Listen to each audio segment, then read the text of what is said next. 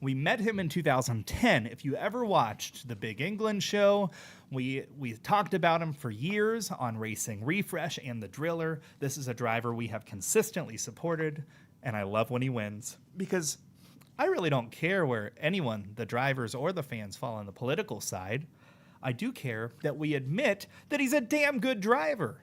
And yet, there he is, standing on the Art of Bricks.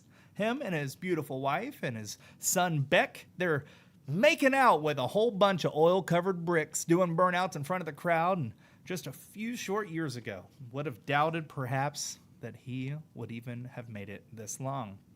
He said, and watch your ears, folks, this has been a long fucking road. That's what he said on the radio that night.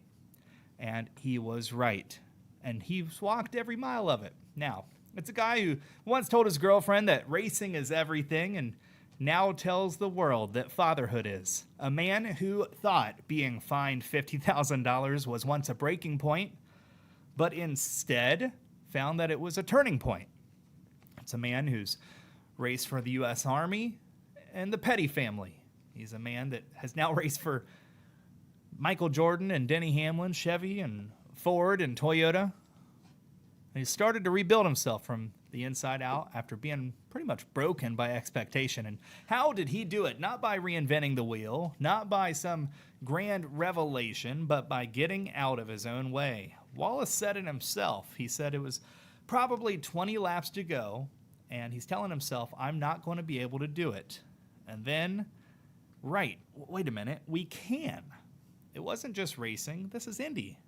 This is war. This is mental war between the doubter and the believer. 3 years had gone by since his last enormous win, and when it mattered the most, the believer won. You can take that metaphorically and remember that the believers will always win. Let me be blunt. You don't win the Brickyard unless you belong.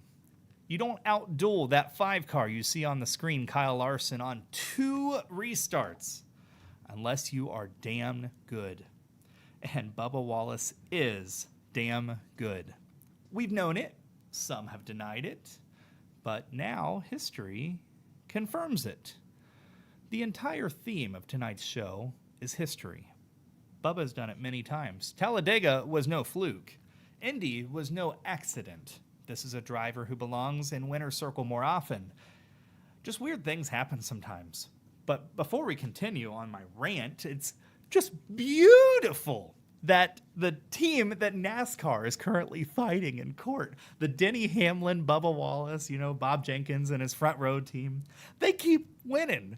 So NASCAR has to continuously celebrate these unusual moments.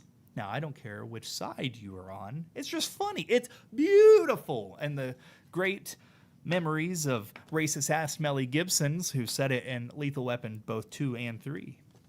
It's a benchmark. It's a validation. It's a middle finger to doubt. It's a legacy-cementing moment for a man who has lived most of his professional life kind of in a fishbowl, being poked and prodded under pressure.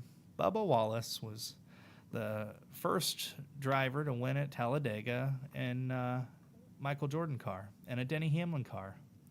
That was big.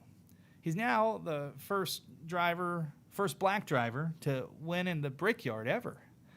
Let's make something clear. He's not a driver who's broken barriers. He's a driver who's bulldozed through what was left of him. Michael Jordan saw it, Denny saw it, and now after 277 Cup starts, a World Championship caliber garage, and a new crew chief in Charles Dink, he and the rest of the world are catching up.